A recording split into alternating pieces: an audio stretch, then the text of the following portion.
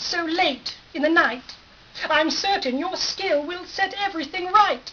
You'll cut out the naughtiest bits of her brain, so that only the parts that are normal remain.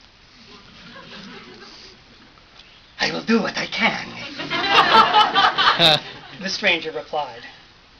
Your need for a surgeon cannot be denied, because, madam, your case is a serious one. So let us discuss it. Just what's to be done? Above in the stairwell, Katrina was still, her fingers and throat in the grip of a chill. This stranger, she saw, by his timbre and tone, was the sort to send shivers that shook to the bone. And here's what Katrina so furtively heard, as her guardian spoke in a whispering word. It's my girl. She's upstairs, and she's coming unwound. She is quite a few ounces short of a pound. Why, only today she redoubled my doubt by claiming some creature was skulking about, some sort of a beastie with horns on his head, and wearing a tie, or that's what she said. As he listened, the doctor was thumbing his case, silent and solemn and gazing in space. He furrowed his brow like a fisherman's knot, and cried, "We must strike while the iron is hot." Her condition is worse than at first I assumed, so we mustn't delay, or else she is doomed. It is clear to me now that certainly she's got parapsychotic delusion disease.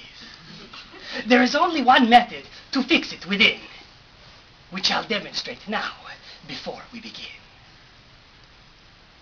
He opened his bag with imperious pride, and Katrina saw horrible things were inside, needles and skewers that filled her with fright as they glinted and shone in the shadowy light. The doctor reached deep in this medical case and took out a tool too gruesome to face. It looked like a drill, but especially made, with clappers and claws and a rotary blade. He fondled this thing with the subtlest touch. "I love it," he cried. "Oh, ever so much. It's the finest, most delicate tool of its kind. It's the cranial puncturing mincer of mind. And if you'll excuse some innocuous fun, I'll demonstrate now how the mincing is done." He spun on his heel, and he leapt in the air, recalling the cadence of Freddie Astaire, but never as nimble, not nearly as spry, no, more like a hippo with mud in its eye. "Madam," he puffed when his dancing was done, "in the surgical world I am second to none, so you've nothing to fear, for I'll snip off her top, I'll flip up her lid, and I'll give her the chop." But old Crabby was bored. As she looked up at the clock, she was eager to get to the butchery block. "Dr. Fang," she said, with a smile, "I don't mean to rush you or hamper your style, but perhaps we should start by moving upstairs. It's best if Katrina is caught unawares. It's not that your banter is dreary or dull, it's just that I'm anxious to crack at her skull." They both looked above, the balcony ledge, but Katrina already had left from its edge. She had scampered away and back to her bed, trembling with panic and dizzy with dread. It would seem she was caught in a bit of a scrape, and the only way out was to stage an escape. So she packed up a sack full of clothing and socks and much of the junk from her treasury box. Then she tied up her sheets in a delicate line, like Tarzan would do with a tropical vine. One end she tied to the foot of her bed, while the other she tossed out the window instead. Then she leapt out herself, swung down on the sheets, repelling below to the dark of the streets. While up in her bedroom, old Crabby was there. She was ranting and raving and tearing her hair. She had searched all the rooms from hither to yon and discovered Katrina was thoroughly gone. She howled with a shriek that was bitter and shrill. It was just as the doctor leaned over the sill. Look, out the window, he said with a scoff. I wonder why all of my patients run off. Mrs. Carbone cried, don't mess around! We can catch her again if we get to the ground! She wrangled the doctor away by his cuff, and they sped down the stairs in a tumbling huff.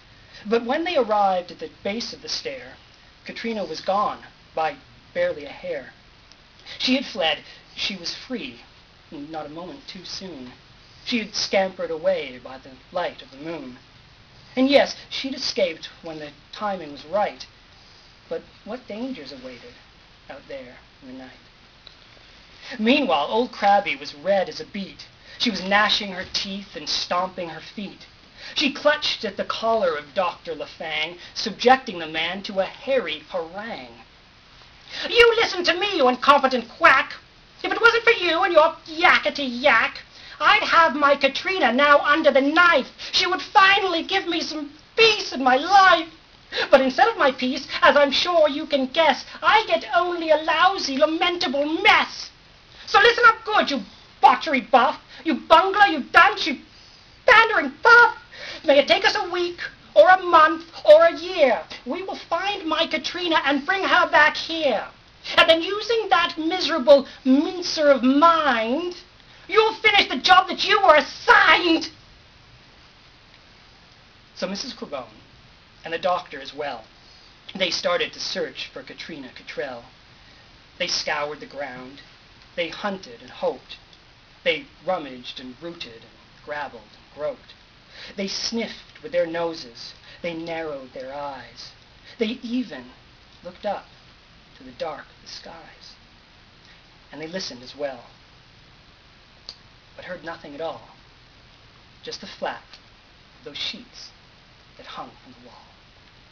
Thank you.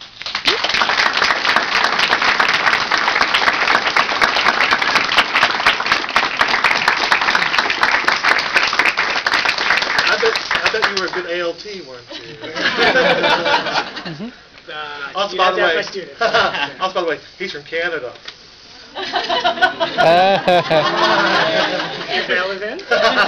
They laughed. All right. Moving from the world of children's lit to nonfiction, Mr. Roland Kelts, excuse me.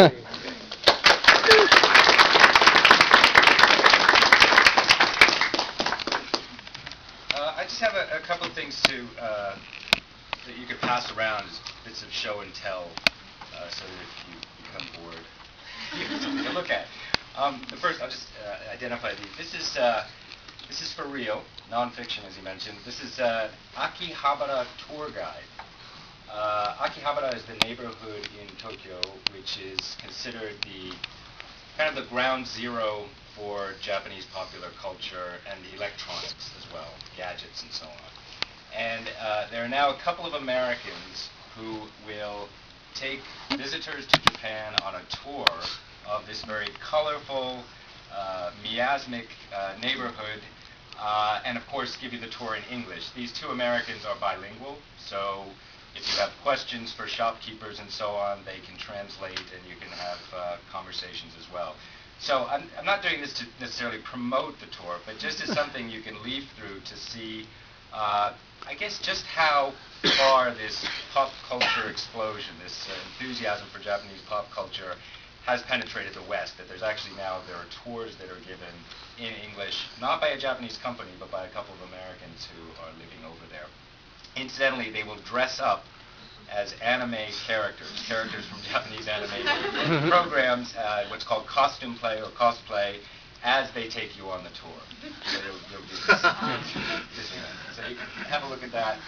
And these are a couple of programs for a new project that I'm involved in called Anime Masterpieces.